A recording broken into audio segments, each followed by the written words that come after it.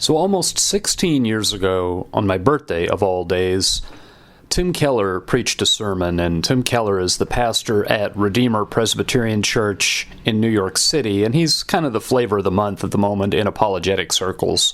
There are some days that I think very highly of him, and there are some days I think he's being more clever and playing games with language than he is actually saying things that are meaningful. But this was one of his better ones. He has it up on his podcast feed. The title of it is Arguing About Politics. And he pointed out a couple of things. In Mark 12, starting in verse 13, the Pharisees and the Herodians tried to trap Jesus by asking him whether they should pay the tax. And Keller explained how that really was a political litmus test to find out whether Jesus was going to lead a rebellion in the same way that a few prior insurgent leaders had done so. And Jesus said, "Bring me a denarius." And when that denarius was in front of him, he said, "Whose face is on it?" And they said, "Caesar's." And he said, "So give Caesar what's his and give God as what's his." And the thing that I never noticed until I heard it come out of Tim Keller's mouth is a denarius was not very much money. And if you think about it, Jesus didn't reach into his pocket and pull out a denarius. He said, "Bring me a denarius."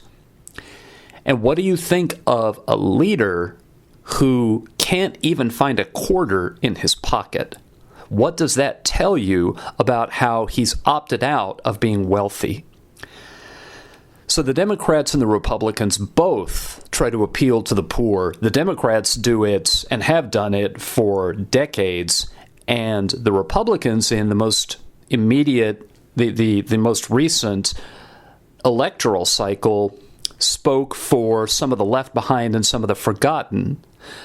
But in both cases, they exploit them, and then they forget them. They pay very keen attention to them when it's time to go to the polls, and in between, they finesse and they make excuses, and they offer up explanations and descriptions that are just plainly false and that are meant to push people's emotional buttons. But Jesus was the one who actually did seek out the poor and care for them and heal them, and go and teach them even when the leaders of the day found that scandalous, and actually did love them. And then if you think about who has been the most influential human being in the history of the human race, even to atheists, a man who was not wealthy, not learned, by any measure of anything left behind authored in his own name. He was learned in a different sense. And the Bible says that he is now the one who possesses the name that's above every name and is the King of all kings. The other thing Keller pointed me to, and I don't want to regurgitate Keller's entire sermon, because what's the point of me making a podcast at that point? But he talked about Luke 6, verses 20 through 26, the Luke version of the Beatitudes, the blessings and the woes. And the blessings and the woes are all about wealth and comfort and success and fame.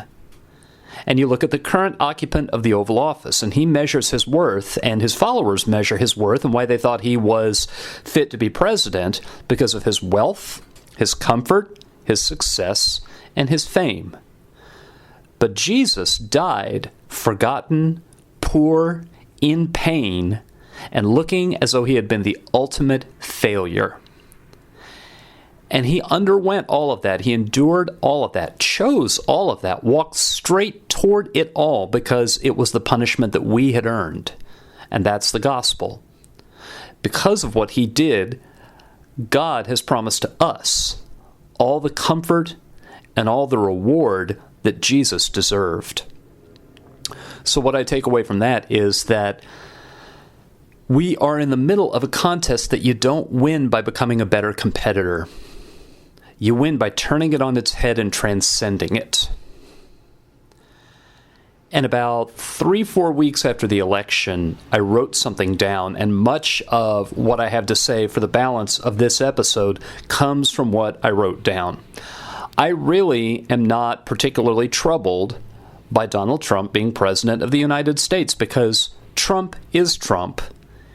He says what he says, he behaves the way he behaves, and on that front, nothing has changed. We've been able to watch that play out for quite a while now.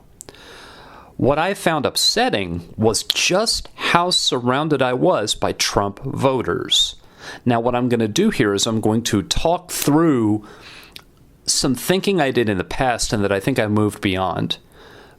But I'm going to sound pretty hostile, even pretty nasty, not because that's how I feel today, but because in the middle of the worst of my struggles, these are thoughts I was thinking, so please keep that in mind. I was really upset at knowing that I was surrounded by Trump voters, by people who were so irrational that they thought Donald Trump was fit to hold any office at all. And not just any office, but to be the leader of the free world. What it felt like was going to sleep some night in my neighborhood, and I love my neighborhood and I love the town I live in, but then waking up the next day in Nigeria surrounded by Boko Haram, or living in the Congo surrounded by Lord's Resistance Army child soldiers, or waking up in Iraq surrounded by ISIS fighters, or living in the American Deep South in some of the more out-of-the-way parts, and I have lived there before, living among hardcore Klan leaders. It's the upsetting feeling that I am surrounded by monsters. Monsters with human faces. And that makes me angry. It makes me disgusted. It scares me, honestly. And it makes me feel defeated. It makes me feel like there's really just no point. Why should I get up and do what I think is right? Why should I roll up my sleeves and work hard? Why should I engage with the people around me if that's who's around me? And I wrestled with that for a bit. And then I realized, in all of that, I was completely wrong. I asked myself, what if I lived in another country, maybe an imaginary country, that was really humane, and people were educated and reasonable, and they all loved the Lord, and they all every day walked in obedience and discipleship. And let's imagine then that God one day singled me out and said, I am going to send you as a missionary to the United States of America. Would I go? Would I obey his commission? Or would I think that the United States was so dangerous that God couldn't cover and protect me? That God's purposes were not enough reason to go to the United States of America? Would I pull a Jonah? Would I say that the United States was Nineveh and was such a wicked city that I didn't want to go anywhere near it, even if God was sending me? And I thought that over, and I thought, no, that's ridiculous. Of course I would go. I thought about what I know of the United States, and there are, enormous shortcomings to living here. There are enormous problems that we deal with. The problems are not just other people's problems. The way that I live creates all kinds of problems. But I know that in the middle of my life, I know that God is equipping me for the work that He has for me to do. And I know that God's eye is on me.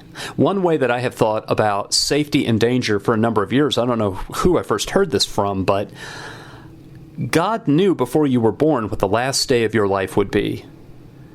And until that day, you are invulnerable, and on that day, nothing can save you. Now, that's not licensed to go out and do foolish things, because the Bible makes it very clear that you're not to put the Lord your God to a foolish test. And if you do put him to a foolish test, he may well say, okay, this is the day I saw when your foolishness would reach such a peak that it would be time for your life to be over. But short of taking that principle and abusing it, it's given me a lot of peace. My health might get damaged. It has been damaged. My health is not perfect anymore. I have some health conditions that I deal with every day.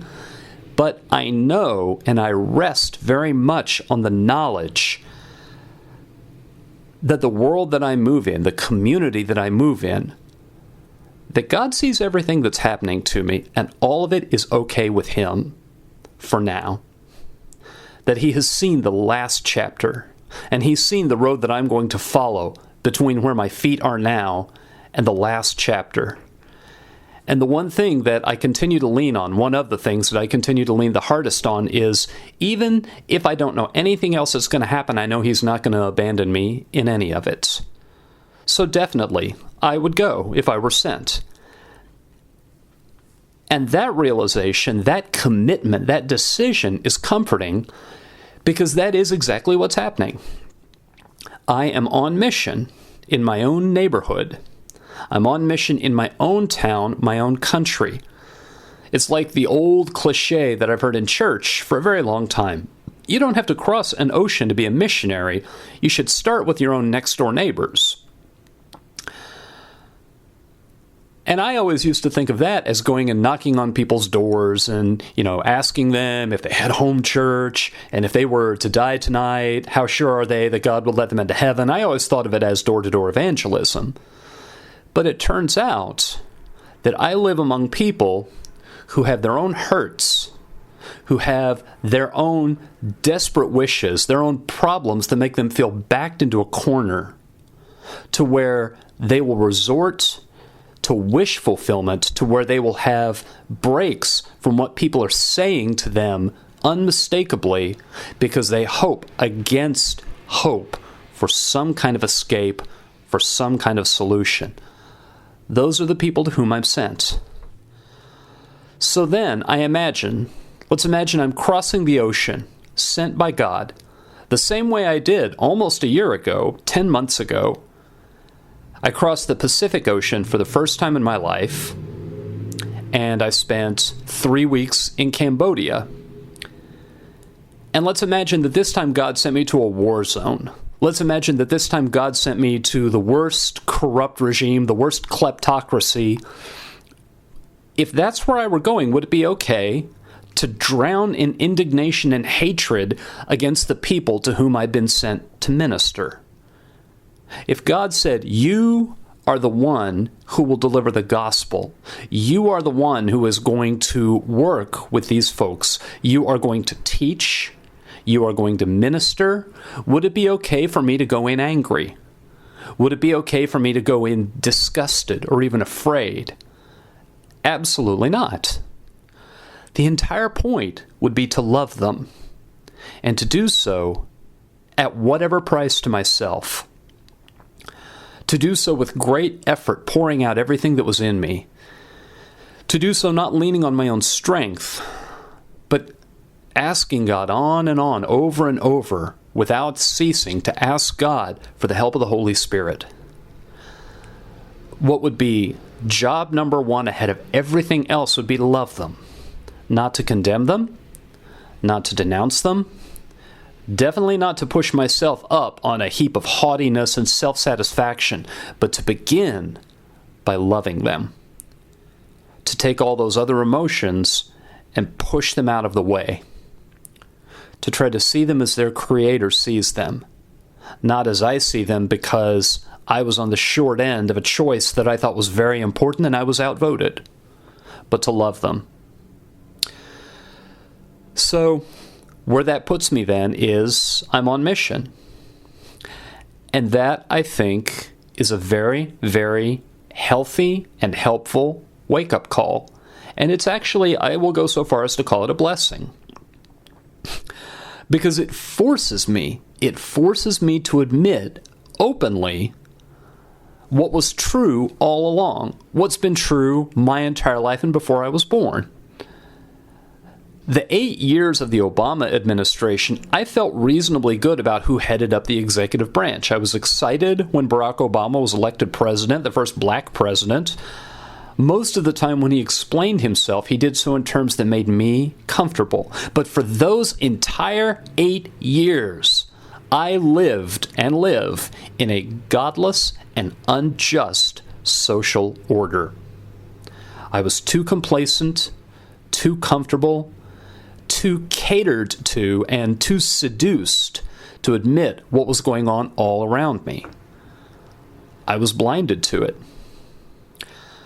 There's a pastor I've mentioned a couple of times previously, I believe, He used to pastor a church outside of, I think, Houston, Texas. He's since actually pulled up stakes, left the United States, and gone to Africa, where he is now the dean of a seminary. I forget just where in Africa, but his name is Vodi Bakum. And he preached a series of sermons a few years back on the book of Revelation, and at the same time on the book of Daniel. Introduced Revelation, then went through several chapters of Daniel, then back to Revelation, then back to Daniel, and did it that way because the references in one explain the other. And something he said repeatedly when preaching this sermon series was, America is a beautiful Babylon, but it's still Babylon. And that makes me Daniel. And at least one of the people who has given me feedback that he sometimes listens to this also preached a sermon series about life in exile. And there are echoes of that ringing in my head. Fair number of people get confused, and some people who say that Jesus never really claimed to be God, they'll point to the fact that Jesus called himself repeatedly the Son of Man. And then they can point to, I think it's Ezekiel, where God keeps addressing Ezekiel and calling him Son of Man. And that's kind of an easy thing to get confused by, because Son of Man, just as an idiom, means you're a human being. Well, Jesus was fully human and fully God, but Jesus didn't refer to himself as a Son of Man. He referred to himself as the Son of Man, which is a reference to a vision that Daniel had in chapter 7. The vision that Daniel describes, there were great beasts that came out of the sea, one after another, and they fought, and they worked all this violence on one another. They just tore one another apart, and they were very powerful, and each one looked so strong and so threatening that nobody could ever defeat it. But then another beast would come out of the sea and defeat it, and that beast would look invulnerable until another beast came out of the sea and defeated it. And the lesson from that is any victory between these beasts is temporary, because another beast will be along shortly. Now, as this is unfolding, thrones are placed, and the Ancient of Days sits and judges. The Ancient of Days is above, outside of this, looks over it, and judges it. And at the end of the vision, the Son of Man comes before the Ancient of Days, and the Ancient of Days bestows upon him a kingdom that never ends. And so the Obama administration ended and was replaced by the Trump administration. Obama, when he was elected, put an end to the 2 terms of the Bush administration. Bush was our reaction to the Clinton administration. Beast after beast comes out of the sea, and the Ancient of Days watches over all of it. And none of these leaders, whether it's the leader that I'm comfortable with, the leader who puts my critical faculties to sleep, the leader who can disarm all of my alarms, or whether it's the leader who puts me on edge, whether it's the leader who shocks me with how he behaves, neither of them is in any way the one who guarantees my security. Neither of them is the one who defines for me what's right, what's wrong. I am on mission. And I am actually very blessed today, because the gap that is separating me from institutions designed by human beings, it's clearer and it's sharper than it was when those human-led institutions were seductive and then when they were playing to my opinions. It feels like I'm driving on a road where the stripes have a fresh coat of paint, where they look very bright and sharp, not weathered at all. And they tell me what to stay away from. They show me the drop-off at the edge of the road. They show me how not to drift into oncoming traffic. Genuinely, this is a blessing, a revelation, God delivering me. Christ's kingdom is not of this world, and I have no interest in cutting off anybody's ear. I'm not surrounded by monsters. I'm surrounded by sinners, and they're surrounded by me, because when it comes to sinners, I am the worst. Now, I fully admit, Trump voters understood some way, Or actually, they might be. I can stipulate that they're my enemies. But even if that's true, Christ gave me unmistakable and foolproof instructions for how to respond to enemies and to enmity. And it is not to fight back. It's to love them and to pray for them and to be on mission. God did not misplace me. God did not make a mistake putting me in the country where I am or the spot in time where I am. God sent me on mission. And in some ways, He has been very generous and very gentle. I have a very, very air-conditioned and very educated mission field. And He blessed me by giving me, along with a whole lot of other people, He gave us a very, very big job. And what I've been guilty of and what I now repent of is I've been sitting around whimpering and holding back from working. And when God sends you out and gives you this big of a job, He first of all is trusting you to roll up your sleeves and get to work, but second, He is giving you an opportunity to glorify Him enormously. I mean, the fields are white for harvest. God will renew my strength. God will give me what to say. God has promised to conform me to the image of His Son. And so I just need to, every day, every time I encounter an obstacle, and maybe even more so when I'm not encountering obstacles, maybe when it feels as though things are going well, and I get tempted to fall prey to the delusion that I'm making big strides of progress, I need to remind myself that I am on mission. That God gave me the Great Commission. God gave me Christian sisters and brothers to work alongside. And I remember back in 2006, when the midterm elections happened, and they did not go well for anybody that I supported, and I still lived in a very rural and very Republican part of the country, and I showed up to church the following Sunday, and all sorts of people gave me these smiles because they had really enjoyed seeing the election returns come in, and they said, "How you feeling? How you feeling this morning?" And I just gave them my patient look, and I said, "It's a pendulum. It'll swing." And in 2008, it did swing, and I was in touch with some of them, and I said, "How you feeling?" And they said to me, "It's a pendulum. It'll swing." And that's true. Sometimes the pendulum develops enough momentum that it will swing through a couple of cycles in one direction, but it never goes too far. And I say that to remind myself, sooner or later, when the side that makes me comfortable comes out ahead, I have to be on guard against saying that's God providing justice to the world, because that's just wrong. The world is fallen. There will be no lasting improvement until God closes the books on history. There will be nothing permanent that rescues any of us from the root causes of what has me so horrified right now.